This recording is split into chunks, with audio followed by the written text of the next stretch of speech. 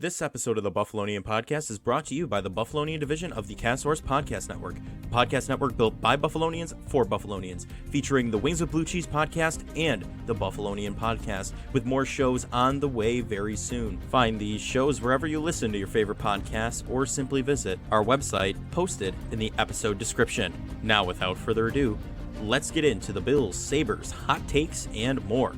The Buffalonian Podcast. All right. Let's go.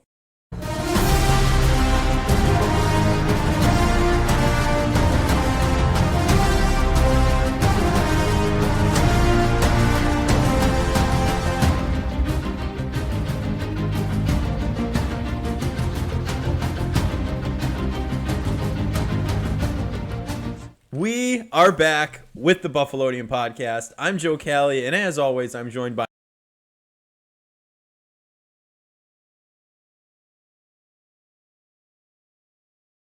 disappointing week to be a Buffalo sports fan. Quick turnaround for the Bills, the Sabres. Talk about your teeth being stomped into the concrete by a horrible team last night. That's exactly what happened. I guess before we move into the Bills first, thoughts. That's all I have. On the week? No, thoughts on just the game in the week, in the short week.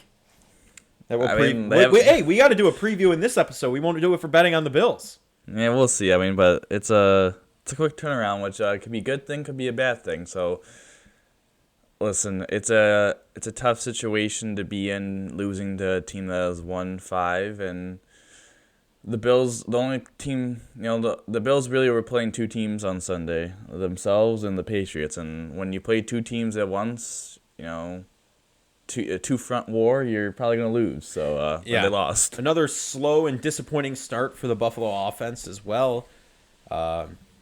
Comments after from the coach where we don't know what's going on. We got to figure out. We got to find some answers. There's a lot of questions out there and not a lot of answers. So you sound a lot like us during the Sabres preview. Yeah, a lot of questions to be answered and not a lot of answers to answer the questions at the present moment. It's quite unfortunate, one would say. It is quite unfortunate. It's a situation where I think the perfect play to describe it would be when the quarterback wants to throw the slant, but the linebacker jumps the route, and you have to throw in the second window. Yep. The Bills' first window is shut down. We're 7 games into the year. The injuries have happened. Right. What are they going to do? Are they going to be able to find that second window to get that throw off, or are we going to get an incompletion? You know what I mean? Like that's what it turns down to for the rest of the season for the Bills is your first window is shut down. You did not get off to a good start. You were 4-3. You've lost twice to a division rival on the road. You're 1-2 in the AFC East. You're 1-2 on the AFC East. You lost your London trip. You lost a lot of key starters defensively. Offensively, you're in turmoil. Yep. Your first window throw is cut off. Are you gonna pump and you're gonna force the second window to go open, or is that it? I mean, that's what it has to. But that's what it is. Are the Bills going to make some moves to create a second window? Because I don't think the Bills, at their current roster, realistically have a great chance of winning the Super Bowl. Yep. I 100% agree with you. Especially now, I mean, there's a lot. Dawson Knox is out now, right? So you're stuck with Kincaid. Just Kincaid, because Quentin Morris is also out. Deion Dawkins was restructured today, I believe, earlier. So about $4 million. About $4 million. So I wonder what Bean is cooking, if anything. If that's... maybe a player they're going to grab with that $4 million. I have no idea, but you're right. This current window is still cracked in just allowing a small draft to come through, whereas now we need to open that second window and really start getting some air pumping in here. Yeah, it's getting a little musty, as one would say. A lot of must. I mean, must is not good, and that's what we're smelling. We are very anti-must in this establishment. Anti-must at the Buffalonian Podcast, But focusing, I guess we'll go straight to the down 5, and then we'll talk more about the Bills overall. But yeah, sounds good. I'm all set, the producer. Thank you. Also, I like the hat that you're wearing today. Thank you. You're welcome. So the first on the down 5, all phases failed. Special teams included. Listen, Tyler Bass shanks a field goal. Completely shanks a field goal. And they gave a big punt return, 25 yards. Defensively, you can't let the last 2 weeks have been pretty bad defensively, I'm going to be honest. And you just can't let Mac Jones go 75 yards and a touchdown to beat you. Mac Jones had a .34 EPA per play, which is really high, and his average depth of target was 3.3 yards. So it's not like he was pushing the ball down the field and killing you. It was like he was throwing all these swing passes and stuff, and the Bills just seemed really unprepared for all that. And it's frustrating. Then offensively, you get off to the bad start again where they have no rhythm, and I think there's really two things about the Bills, one offensively and one kind of overwhelming thought that I kind of came, underrated thought, I would say, one is the return game has not been good this year for the Bills. Damian Harris had the only really good return against the Raiders. Yeah.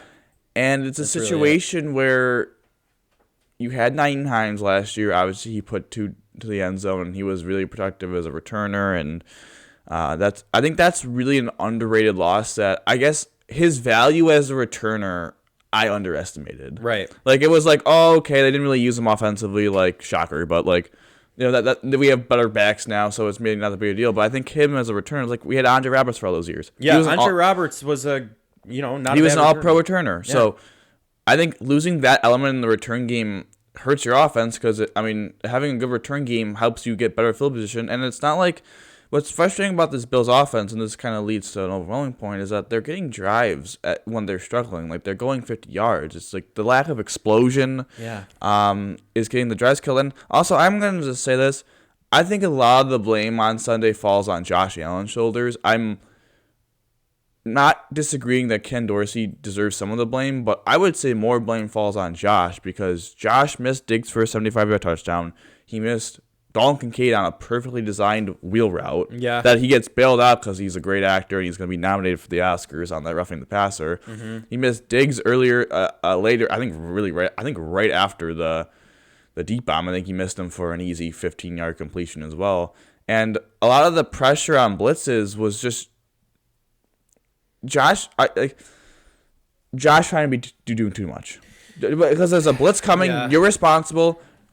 I think Dan Orlovsky, I would recommend anyone to watch the video. He had it on NFL Live, I think it was yesterday, maybe it was today, about there is multiple plays where the line slides one way. If the linebacker comes, that's the quarterback's responsibility, and there's Dalton Kincaid running a 4-yard hot route or Khalil Shakur in the slot, and you had to hit him. Mm-hmm. But Josh, for whatever reason, holds the ball and doesn't hit the hot route for whatever reason, and you get a negative play. Yeah. You get an incompletion in the red zone. You get a 2-yard scramble. Like, those are the plays that, like, Josh is an elite quarterback. And yes, you can't be doing that. But you can't be doing that. Like, you gotta, like, that's not good football. And Josh did not play good football on Sunday, and he's a big reason why they lost the game. Right. And we can say that. We can say that and still love Josh. Like, Josh is still my guy. I don't want anyone else as the quarterback. That is not what we're saying here. Yes. But he's not above criticism. No, absolutely not. And, to your point about, it's on Allen, it's on Dorsey, right? I think you texted this in a group chat. There's a lot of blame pie to go around. In fact, it's all sold out, so they have to go on back order. It's just, listen, this offense, if it's not Josh Allen overthrowing or whatever, we're dropping passes like in London, right? Like, Dawson Knox, though, quote-unquote Dawson drops this season. I've seen that returning all over Bill's Twitter. Truthfully, he's getting surgery on his wrist. How big of a factor did that actually play in his catching ability? Had to have done something. It's out of character for him at this point to be dropping passes like he was. In the passes he was dropping, not the easiest catches to make. You know what I mean? Like, it's like, I get it. He should, 2 hands on the ball, he should have caught it. Even Diggs out of bounds in the end zone, that's a tough catch. He had 2 hands on it. People are arguing he should have had that. But you're right. Allen at this point missed those big plays. Is it? We know he has that shoulder issue after last week. Mm-hmm. Could that be playing into this? Sure. Am I going to make the excuse that, that's exactly what happened? No, we don't know. We have no idea.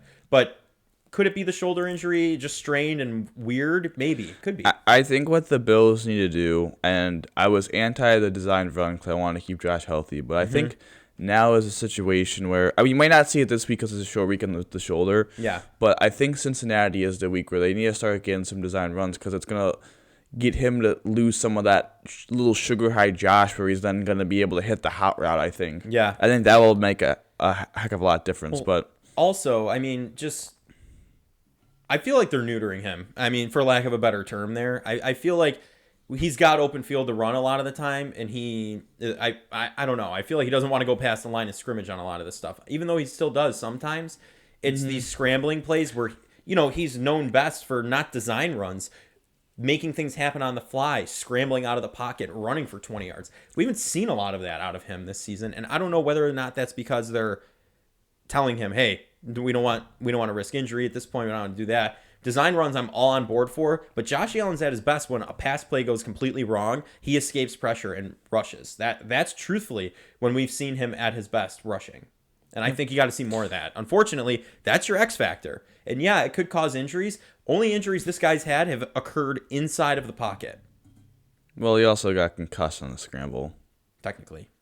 So, I mean, that's why I always don't understand when people are like, oh, his only injuries have been... I mean, his major injuries have been inside of the pocket, I would say. Like, I mean, he somehow didn't miss a game because the concussion protocol was weak in 2019, but he did get concussed running on a scramble play by New England, so... Yeah. I mean, your point still stands. It's still valid. Yeah. But because, like, the 2 elbow injuries he's had when he was in the pocket, but, like, people just like to brush that one side. But your overall theme is correct. Mm-hmm. It's, like, the same with most quarterbacks. But going to the... Number 2 of... Sorry, we dragged number 1 out for a while on that one. Apologize. That's all right.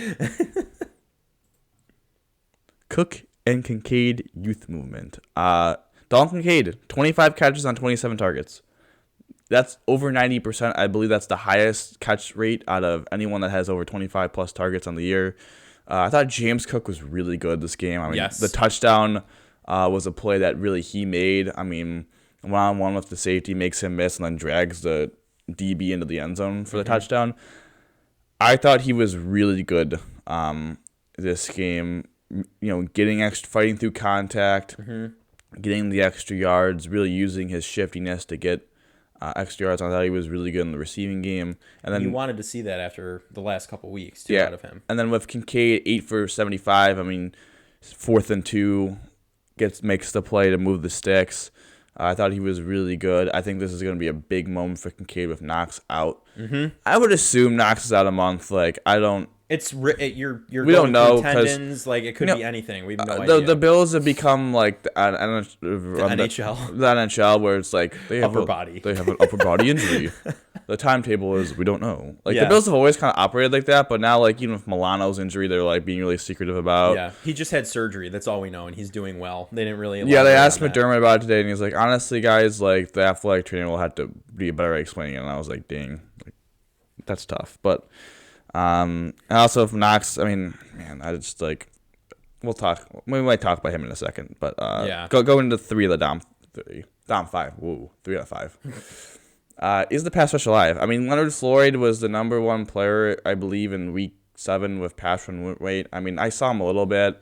Obviously, AJ nearly gets the strip sack, but he was so close, close. It just felt like they couldn't get pressure on Mac Jones consistently. I think Groot had a really underwhelming game.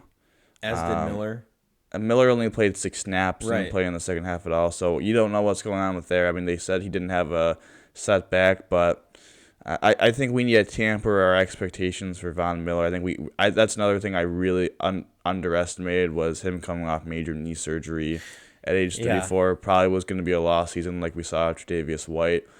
Underestimated that comeback that was there. But the interior defensive line just really brutal. I mean, got pushed back off the ball all game. Yeah. I mean, that's the reason why they signed. I mean, people that complain about Ed Oliver's contract extension, that's why they gave him the money. You see a game without him, and you see what happens. You see a game without him, and everyone has to step up, and they don't. I mean, they didn't get really any interior pressure on Mac Jones.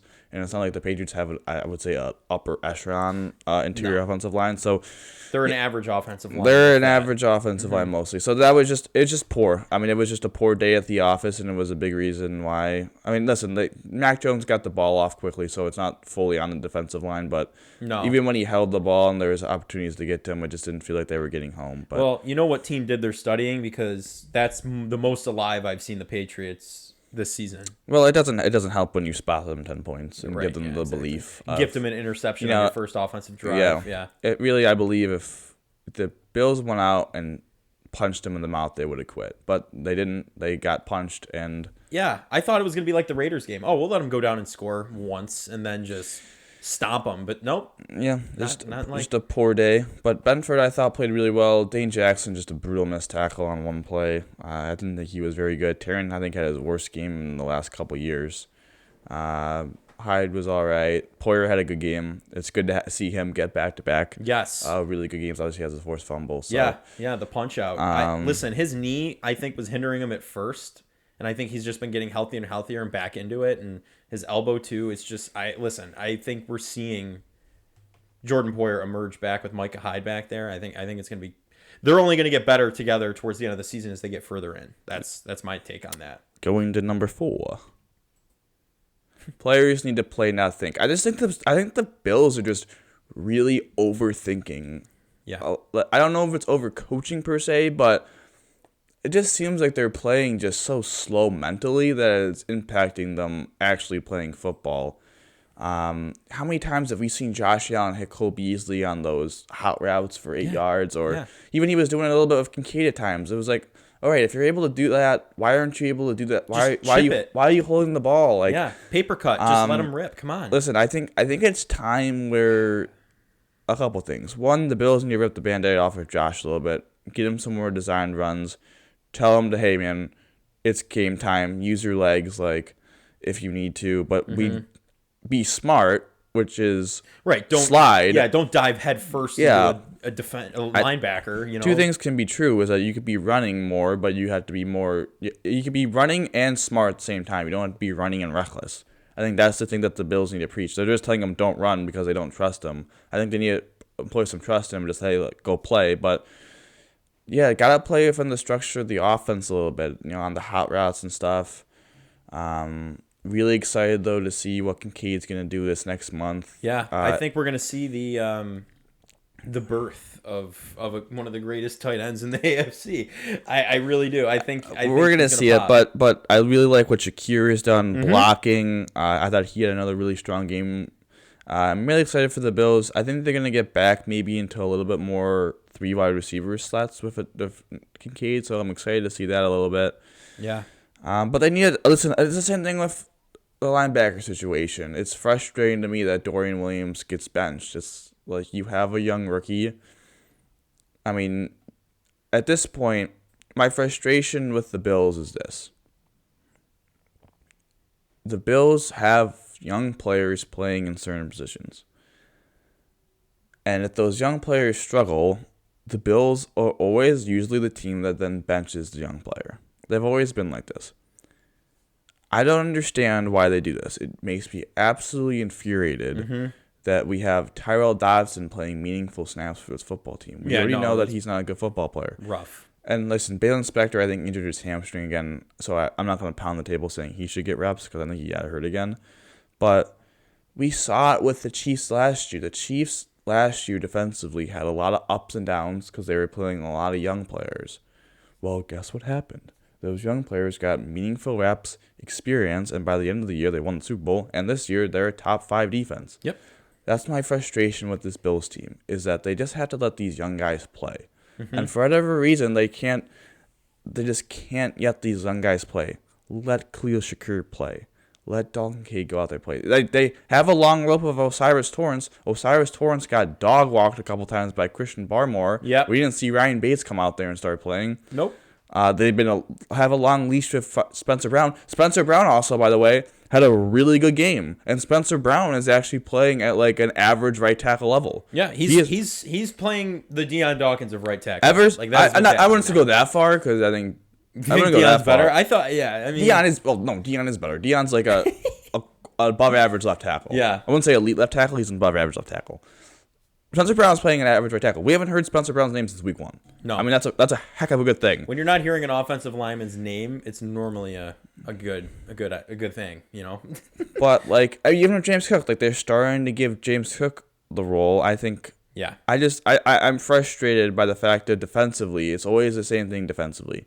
oh, he was struggling, we were giving up plays, we took him out for, an AJ Klein type or whatever. It's like, no, dude. Keep in mind, this is the same stuff they did with Matt Milano in the 2017 season. Yeah, with look at how he turned out. Ramon Humber. Matt Milano did not play like 50% of the snaps his rookie year because they kept putting in Ramon Humber. Guess who gave up the game-winning touchdown in the playoffs on 4th and goal to 1 to a crap tight end, Ramon Humber. Guess the reason why they lost the 2017 playoffs, Ramon Humber. So that name is wild. Yeah, I've not heard that. I always have that rant. I always have that rant. Long time. I always have that rant. But this is my frustration. It's like, no, dudes. Like, let Tremaine Edmonds play. Like, let Dorian Williams play. You're letting Terrell Bernard play. Terrell Bernard getting better every week. He was not good in week 1. Got the turn in week 2, but I thought he was all right. Week 3 he explodes. Like, let Dorian Williams play. He's your best chance to get good production from that position. Yep. I know it's like, low floor, high ceiling, but like, heck, man, this team needs some ceiling at this point. Defensively, like screw it. You're throw ceiling the floor out the there and hope for the ceiling. That's what needs to happen. Like, seriously. I mean, it's like why I haven't fully given up hope on Kaiir Elam yet is because like he's got a high ceiling. Dane Jackson's all right, but like if Elam can just play like Elam, like that could be at least a quality starting corner. So if he could channel the dog in him, we'd be having a different conversation right now. It's frustrating. It's frustrating to me. Yeah, with all that. It's also like we keep seeing Shaq Lawson gets all these snaps over Kingsley Jonathan. It's like Kingsley Jonathan showed flashes. Like why is he getting like 5 snaps a game? Like let's get Kingsley Jonathan's more reps. It is frustrating to me that this coaching staff. I don't want to blame it all on the coaching staff because a lot of it falls on the players as well. But the coaching staff's making some personnel choices that just they're so rigid.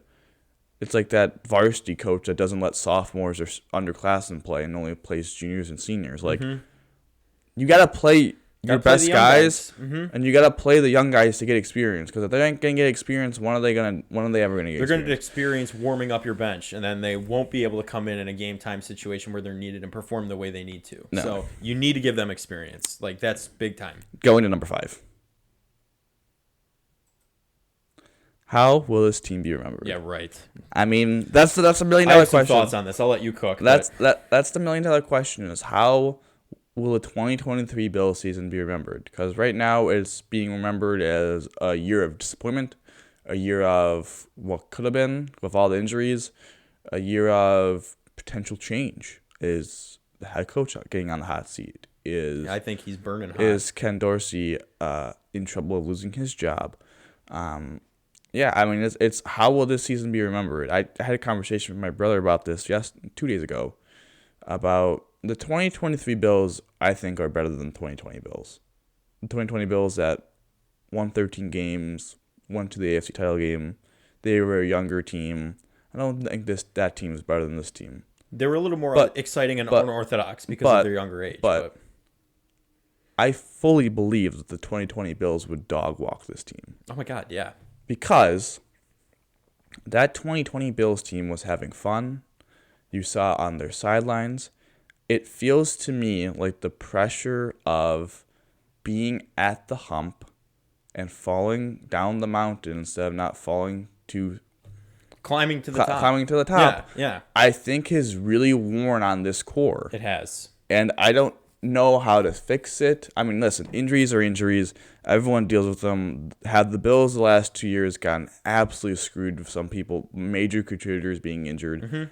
Absolutely. There's no question. Have they still been a decent football team the last 2 years? Yes. But still won 13 games last season with those injuries. So it can be done. It can. This is a team though that you're on your quarterback's second contract now. They're out like this is Josh Allen, $43 million a year for the next 5 after the season. And they're probably going to give him another big contract after that. So I don't see him leaving the Bills unless... No, I'm not even getting into that. I'm just making a point of, like, it really feels like they kind of have missed a window, and it is up to the Bills now to... Open the second one, as you said. Open the second one, as I alluded to, is this a season, and I think people are going to get really mad at me for saying this, but... No.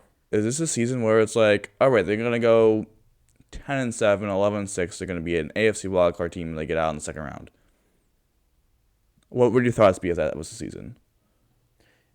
My thoughts would be I'm disappointed in that, but now it's the question of, as you alluded to, is McDermott on the hot seat after that? Because you've had an all-star team that's championship caliber for the past 5 seasons-ish, since they've really started rolling, and you haven't gotten anything done. You haven't been able to get over the hump. You're not the coach that's going to take them all the way. If that happens this season, his job is very much on the line. I'm telling you that right now. They just gave him a contract extension. I think if they get to the playoffs, I think if they miss the playoffs, I think his job is really hot. Really hot. But I'm saying going into like next season, we're going to have many questions at that point. Like, you know what I mean? Like, I think it just comes down to the situation of, I think there's some players in the core that need to be replaced, and they probably, instead of being super advanced thinking, probably held on to the core a little too long. Yeah. To try and keep that same window open, unfortunately. I think that's the problem with the Bills right now, is that they had their window, and this isn't me being incredibly negative. I think this is me being truthful. Is that I think, yes, is there a chance that the Bills make the playoffs and Josh Allen becomes Superman for 4 weeks and they win the Super Bowl? Yes. Can they still do it? Maybe. Is it likely? No. Mm-mm. And I think that's the realistic point that we have to get to at this moment of time, is that we have to understand, how are the Bills going to open the second window? How are they going to be able to retool? Now, Kansas City retooled, and Kansas City won the Super Bowl the year they retooled, which is a poor example.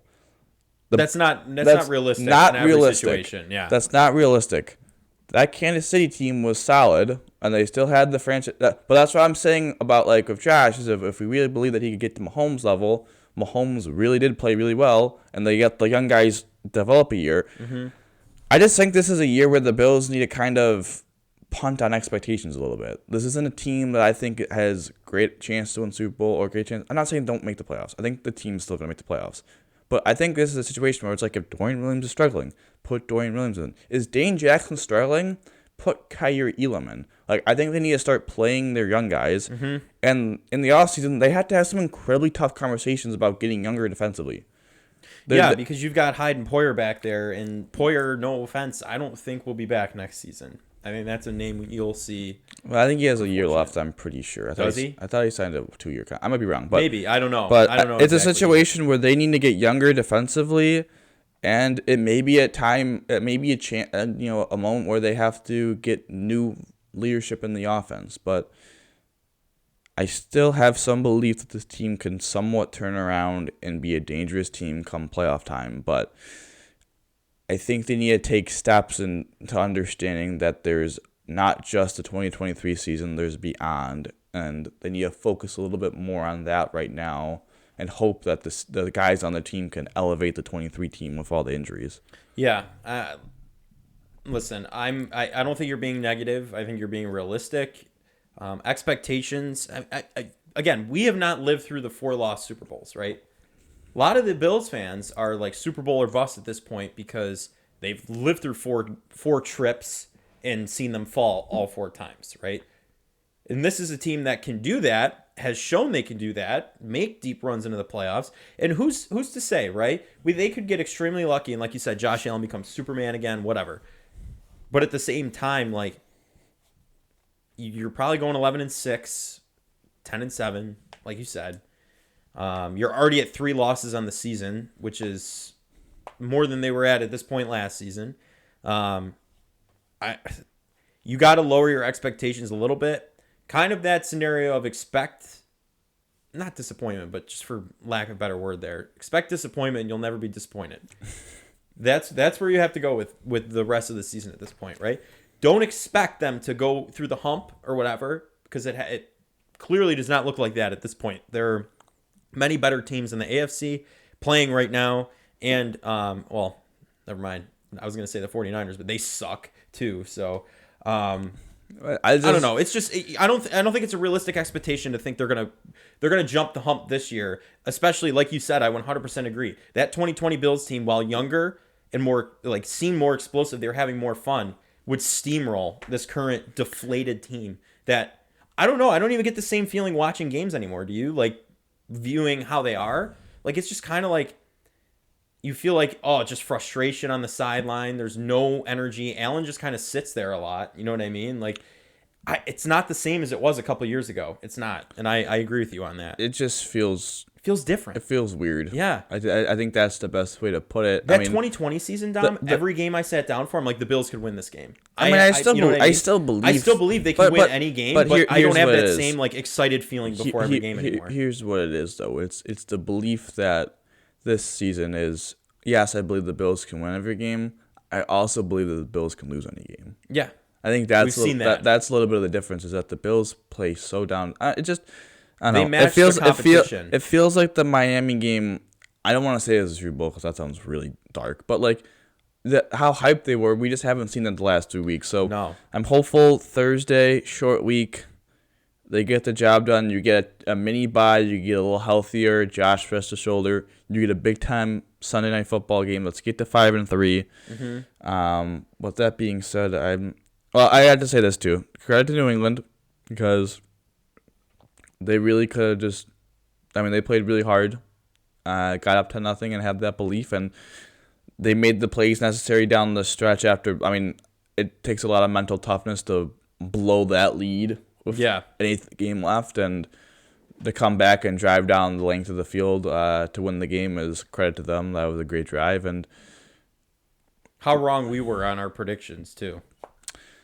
I just want to point that out. I think everyone was wrong on their predictions. Patriots team that past 3 weeks has scored how many points total? Like, I'm trying to think. Under 10, about 10, something like that. Something like that, but and they put up 29 on the Bills. Arguably, this not a Super Bowl favorite, but a contender in a lot of people's eyes, and it's a tough week. It's a tough week, but listen, Tampa Bay is what got them back in it in the 2021 season, where they were getting killed at the first half, and then they came back in the second half. They went 7-5, won the Super Bowl. The Bills were 7-6 in 21, and almost seemed like they were the best team in the playoffs in 21. So you never know. Anything can happen, but it's a situation where subvert your expectations.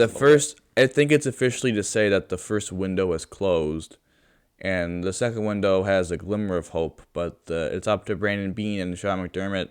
If they're going to be the guys that are going to be here for a couple more years, it's really up to them to open that second window and give another real chance at it. Yeah, the blinds are open still. Okay, the blind you can see the Super Bowl. But one window closed, you got to just open the other one. I guess the most positive thing, and Dom's 5 bonus take is that checking my pulse. I'm still alive. Jovi, you're still alive. The Bills are still alive. I guess you can't argue with that. Can't argue with that, man. There's still a winning record. No. At least we're not like Miami. You haven't beat a winning team in over 400 days. They're 5-2. I mean, that's tough. I don't care about that. No, they can't beat a winning team. So they would dog walk us right now. I don't know. Next time we play them, I have the Dolphins winning. A little preview for that betting on the Bills. But I guess we'll see if us being alive is a good thing with being Bills fans. But I mean, maybe palpitations. I feel like early death heart failure is definitely a possibility with this team. It just drives you insane. But it's sports, man. You gotta love it. And transitioning, I think we're all good on the. It's great. We get to suffer through this Bills talk, and we get to go into the Sabres, and we get to suffer some more. Yeah, and we'll recap the game, the Tampa Bay game, on betting on the Bills on Friday too. So just. Live reaction. But yeah, the Sabres. Actually Yikes. Brutal. Mm-hmm. Yikes. Listen, 2-2 is not a disaster week, but when you're at home for 4 games, when you already got off to an 0-2 start, I mean, they're 2-4 now. They have 4 out of the possible 12 points. You're at home against freaking Montreal on a game 1 of a back-to-back. Yeah. Kind of have to have that one. You get kind of dog-walked by the Flames. I mean, they have a really nice quality win against the Islanders. Their best performance all year. We went to the Lightning game. I mean, that was another really quality performance from them. So that was great. Yeah. They had 2 really good performances. They were bad against the Flames. It's just this team. This team is just... It's so infuriating. It's so frustrating. They're another team, if you're looking at trends with Buffalo sports teams, I think this one's accurate as well. I just feel like they're overcoached at this point. Mm-hmm. I just don't think I think they're thinking too much. You can see it in their brains. They lose. I'm trying to blank who they. Well, I think they lost the second game of the year, and Eric Johnson goes, "Oh, we got to go to team defense." It's like, honest to God, 6 games in the year, the team defense, they're an average to above average defense right now on 5-5. Yeah. Their PK has been outstanding. No, it has. And that's one area where we were hoping would be outstanding, and that actually has come to fruition. So that's, I guess, a positive. And their goaltending hasn't been completely dogged. It's the offense. And I think the glimmer of hope is this. Eventually, the top dogs are going to start scoring. Yeah, I mean, like Tage has one, and like Tage and Cousins, after their slow starts being paired together, like they're coming alive. Like the last 2 games, they've really been dominant. I think that goal that we saw from Cousins in overtime, like I think that got him going. Dahlin's coming alive. He's just physical though. He got that money, and he is physical. I love it. His development is not just being an offensive defenseman, but just being actually an elite shutdown defenseman. A tank. You can't argue it. It's amazing. I think Clifton's been solid, but I mean, it just comes down to you need your stars to be stars. And Mitz, I think, has been good. Yeah, I mean, better than he was at the start of last season. I think we're only going to see him get better. I think the problem. Greenway, fantastic, by the way. The problem with this team is the fourth line has sucked. Yeah. Straight up. Oposo, Gergensons, even Yost. You mean the fastest skater on the ice, Kyle Okposo? Yeah, I mean, but they don't have anyone to healthy scratch. No. That's not this. It just seems like this team was a little mismanaged. And, I mean, they already mismanaged their goaltending situation, which I'm just going to allude to right now. It is incomprehensible to me that Devin Levi started the first 4 games and now has a nagging lower body injury. Yeah, right, exactly. I mean, it's like, wow. You know what? Wow. A guy against a college goaltender really has not done the NHL schedule yet. Played like 8 or 7 games last season. Played 7 I think he was signed 2-7, so 7 games. Here's a thought. Let's play him the first 4 games. Right. Well, while we waste a roster spot carrying 3 goaltenders. Yeah. Like, whereas and Comrie, the last 2 games, Comrie has been the worst. He was really solid against Islanders. Last night, I think he was solid. He made some big saves. That second goal was that's just a tough goal to give up. Right. Especially because now you're losing. That's just a tough goal on his end to give up. But he's been really solid. And it's like, okay, like Comrie's been, I agree. Now we're gonna UPL tonight, but it's like, yikes. Why are we carrying? What's the point of carrying 3 goaltenders if you're gonna start a goaltender the first 4 games of the year? If you don't have trust in either of your 2 backups, you should have got a backup goaltender. This isn't that difficult to like if you just worded that out like we just did, you would have been like, you know what? That doesn't make any sense. You're right. Yeah. But you know what we're gonna do? We are a multi-million-dollar company. We're gonna do that. Like, what logic are you making? There's no logic. There clearly isn't. And I don't think you should be expecting anything too special out of UPL tonight either. I just want to point that out. I mean, the power play is broken. Yep. It's a situation where I've been harping on this for years. Jeff Skinner, fantastic 5-on-5 player. Yep. Is not good on the power play. Nope. Like, he's a terrible passer, and you need puck movement and player movement, and he doesn't do that. He kind of just skates around with it and then gets it stolen from him. No, like, that's all you really see, unfortunately. But like, Mills hasn't been bad. Krebs is like, it's weird with Krebs. Like Krebs, like I like what he's doing like on the ice, but he's not producing any offense.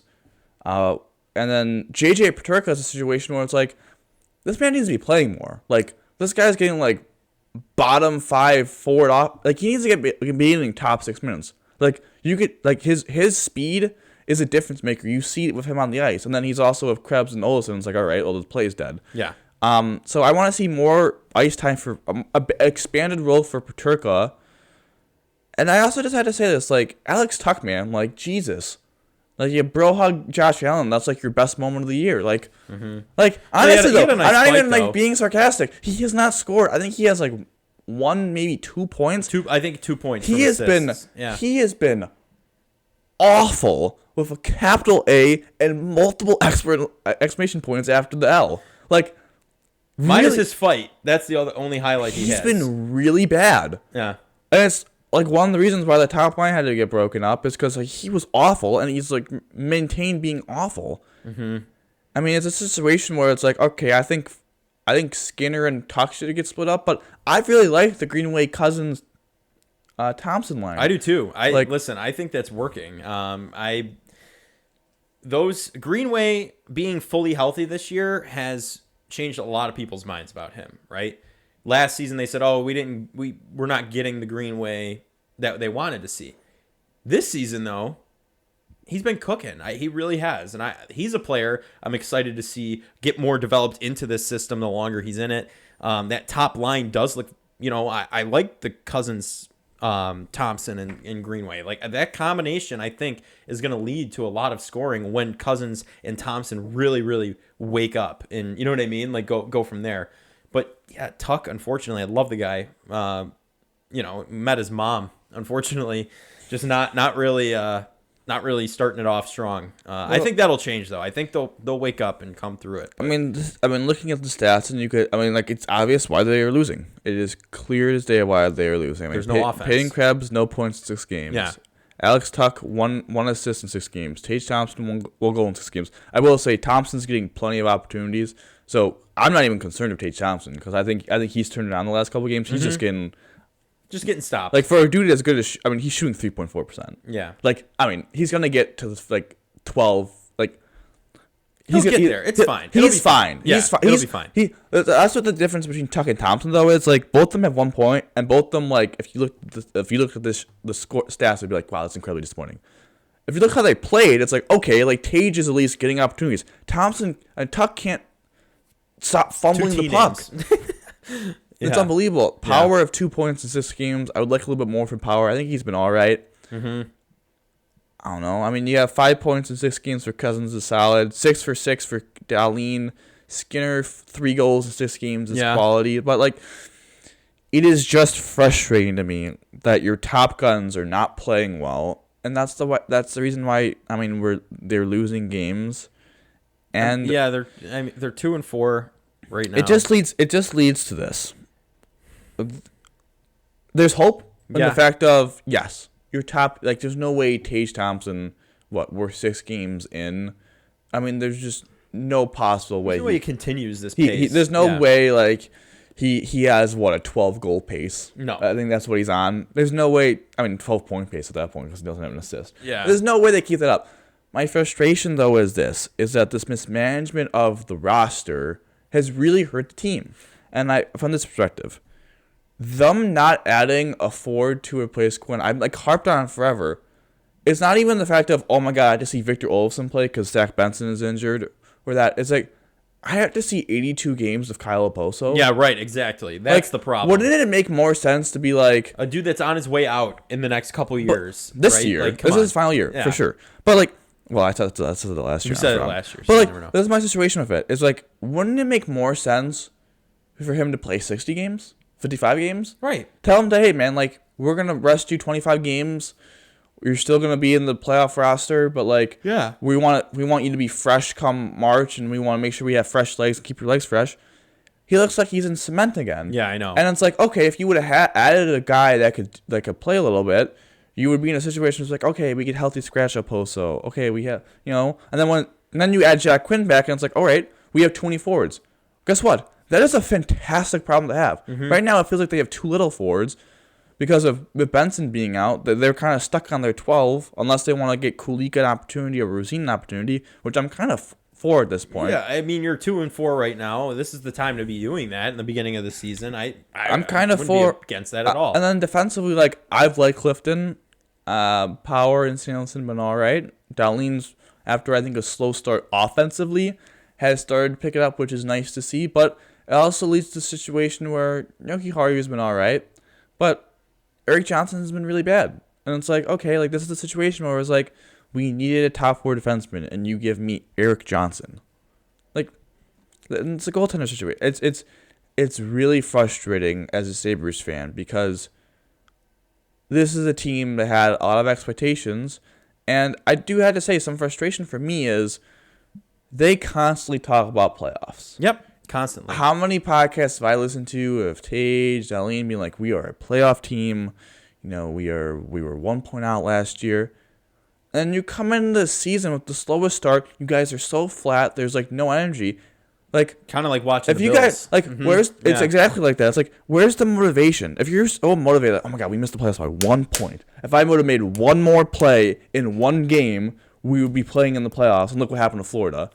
Why have you come off so flat the first 6 games? It just feels like maybe they put too much pressure on themselves. Also, you guys are saying you're a playoff team. You guys haven't even been to the playoffs. No, exactly. Like, what are we talking about? Yeah, like, no. It's you cool gotta to get there to be a expect that. playoff It's team. cool to expect that, but you can't just announce, yeah, we're a playoff team. It's like, bro, you guys haven't made the playoffs yet. No. Like, you guys haven't earned that title yet.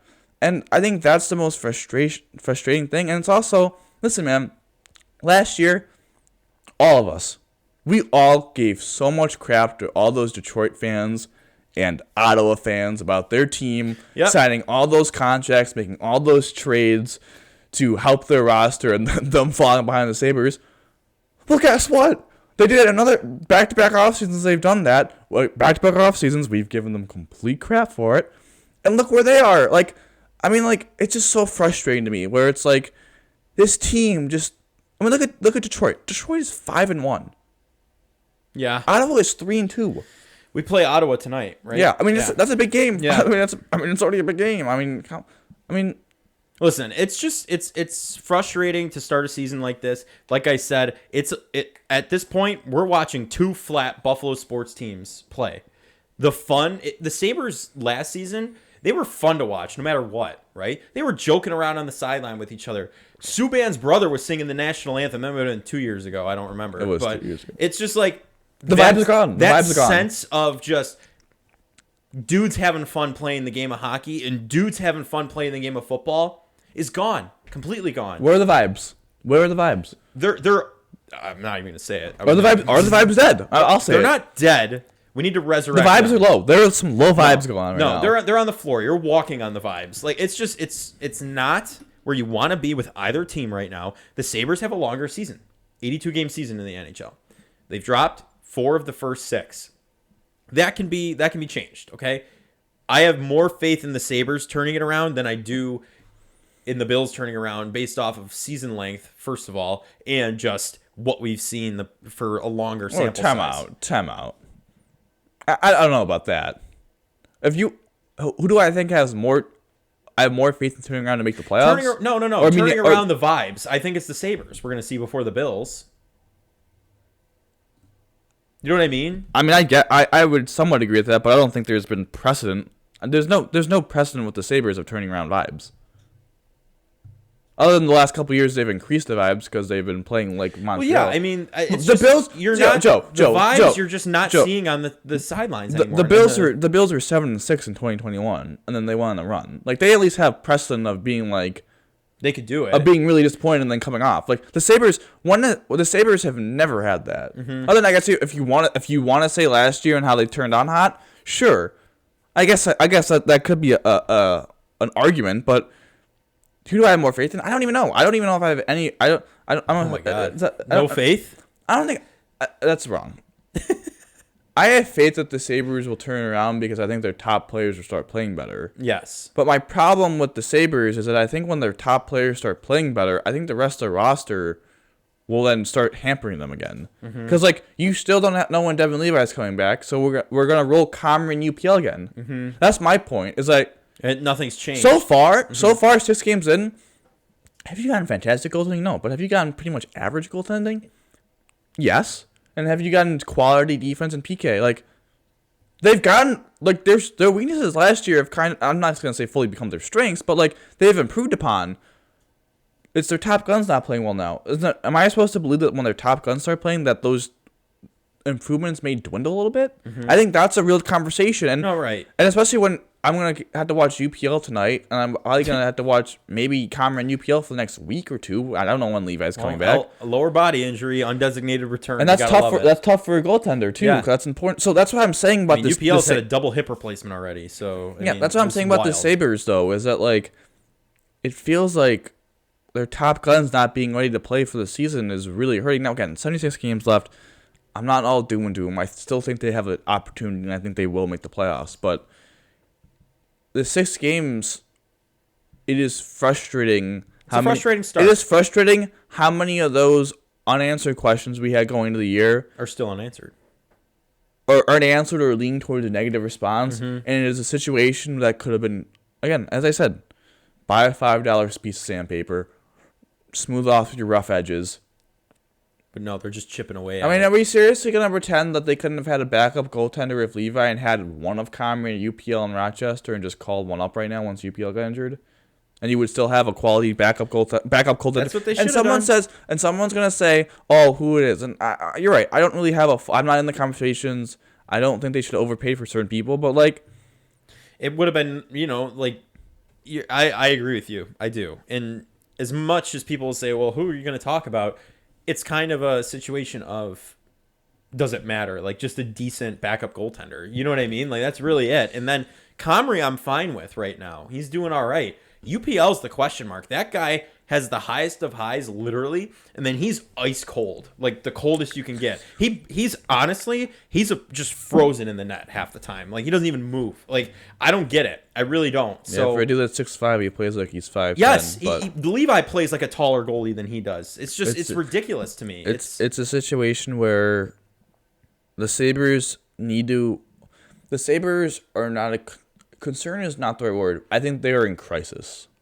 Because starting 6 games... It's like DEFCON 2, DEFCON 1. I don't know. Is DEFCON 1? DEFCON 5 is the worst. Okay, I thought DEFCON 1 was the worst. I keep blanking. Maybe it is. Maybe I'm reversed. But either way, reverse what I said. 5 is the worst? Okay. 5 is the worst. Okay. I would say DEFCON 2 is the right one. I would say I'm concerned, especially because you had 5 of the first 6 at home, and you're 2 and 3 at home.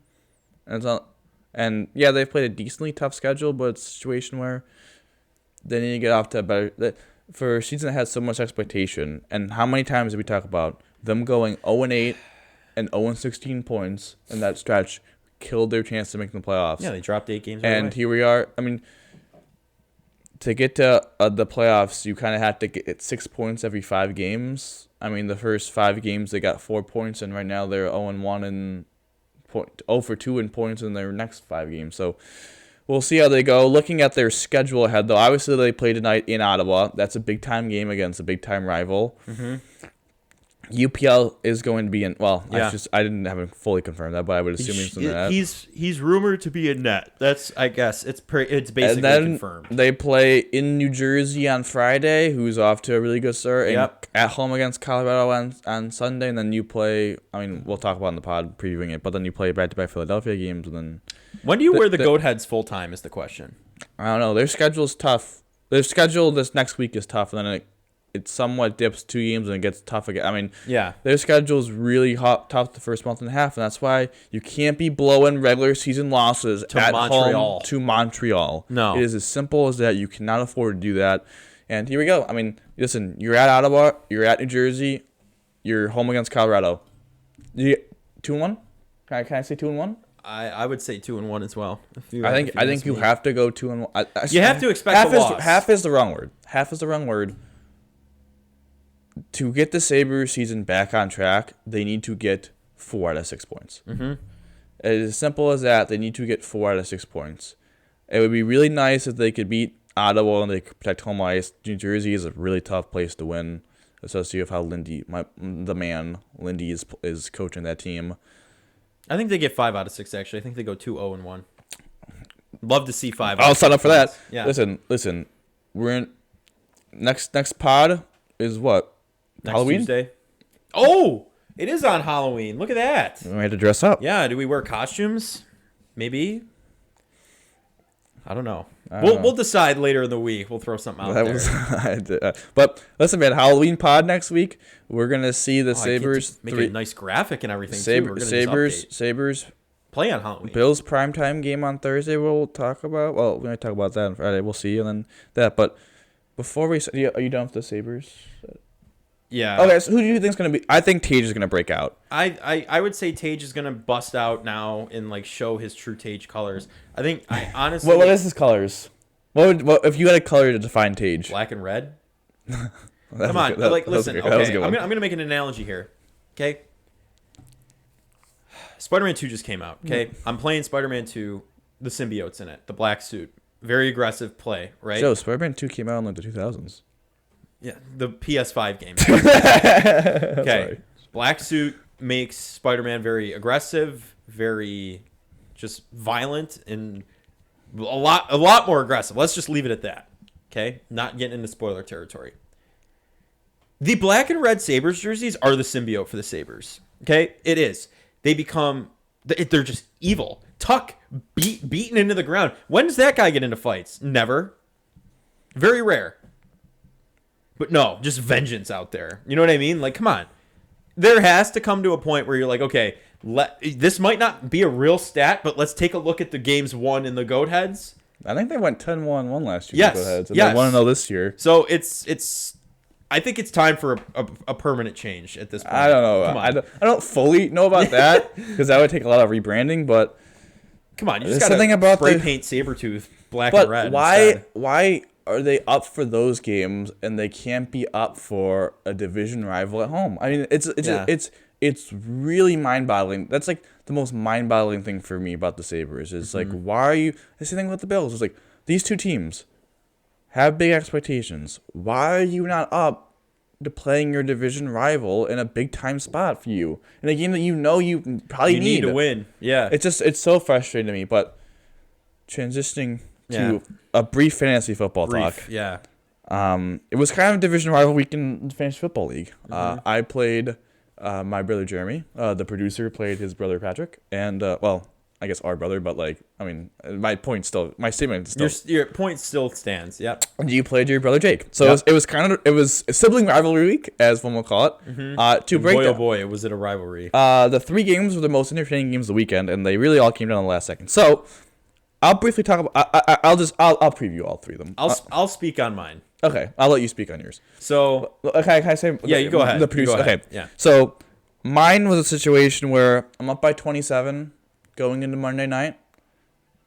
I'm playing against Alexander Madison and Jordan Addison. Madison.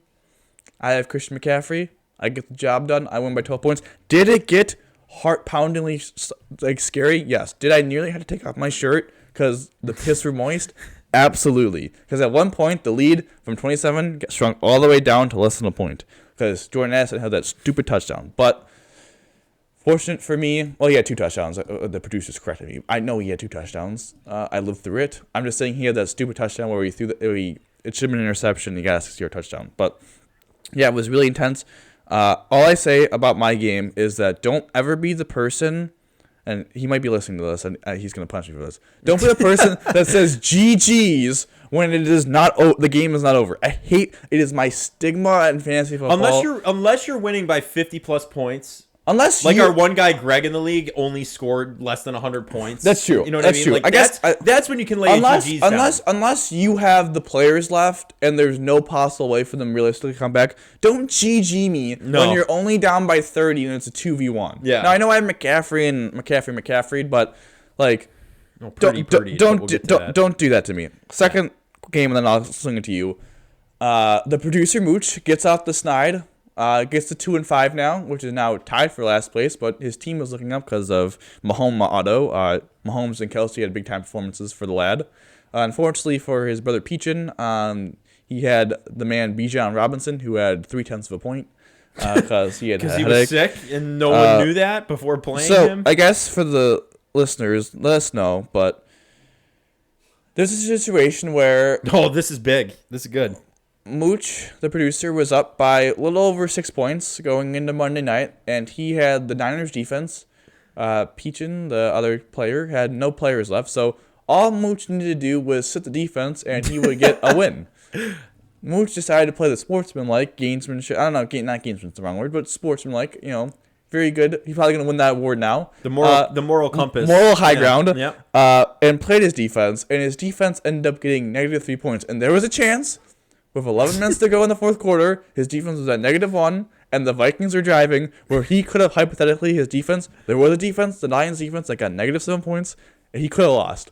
So what would you do in that situation? I personally, 100% would have sat my defense. I would have too. I would also set my kicker. Those are my 2 positions I would have sat, because the kick, well, you know what, no, I would have started my kicker. If I was up by 6, I would start my kicker, because there's no way that the kicker misses 6 kicks. No, listen, I would have set the defense. Absolutely, that's too much of a. My question is to you then: Why didn't I set? Why didn't I set the Chargers defense? Because I didn't think I would be in that situation. Unfortunately. All right, I'll let you. So I played my brother going into Monday night. First of all, worked on Sunday, played DK Metcalf. I didn't see he was all of a sudden out, so that was a bro moment. And then we're going into Monday night, and my score is 98.2, and my brother is at 111, 112. I think he's at 112.3 or something. 112.3. So I'm like, okay, all I have left is Brock Purdy. That's it's 20 points on a bounce back week against the Minnesota Vikings. That's an easy play. Joe Burrow was on the bye, so I couldn't play him. I had no choice. It's looking good through the third quarter. It's looking real good. I put down my phone to go finish the Spider-Man game and go to bed, do some homework, after working. I wake up this morning, I see I lost by a point because Brock Purdy threw 2 fourth-quarter interceptions. You were up by 3 points. I was up by 3 points. 2 fourth-quarter interceptions. I was up 115 to 112 when I went to bed. And I lost 111 to 112 in the morning. So that is that was the roughest spot there, unfortunately. The toughest move was you playing the Chargers defense, and then unfortunately, I didn't go pick up another defense. And the Chargers against the Chiefs, I was thinking divisional rival. They might play them tough. That's how divisional games work. Did not happen. They were at first. They were playing well at first. And if you would have pulled the Mooch should have done, just sat the defense, you would have won by 200th of a point. Yeah. So maybe you know what? Maybe I just won't play a defense for the rest of the year. That's your penance. That's my penance. Maybe I won't play a defense for the rest of the year. Listen, we'll see what happens. It's definitely a tough loss in the program, but you had a good game from Jahmyr Gibbs. Listen, your team's coming around. My team's coming around. Guys are getting off their buys. Achain will be back in a couple weeks here. That'll be big. And you know what? I'm gonna label the fraudulent scumbag of the week because I was called that as a joke last night. But I mean, our boy Greg can't score more than 100 points in a game. It looks like he was at, what was he at, 74? Is that what he maxed out? 71? Yikes! That's even worse than I thought. So, geez. I think he had 92 last week. He had 90. Yeah, he hasn't been able. He's like the Bills. He hasn't been able to score points, unfortunately. It's been a tough sledding for Greg. Yeah, he kind of went from number 1 overall to last. Is he last? Tied for last. I think he's dead last. He might be dead last. Well, points for. Oh yeah. But again, as we allude to in the Tim Hortons punishment, even if you tie for last, you still have to go. There's no points breaker, which is why that loss is going to be tough to swallow. But before we head out, I will say you being 2-5 is tough, but it's only this league too. I feel like it's ridiculous. I feel like your team will turn around and I'll be able to escape last place. I think so. You know what? Unfortunately, I'm gonna pick who's last at this point in the season.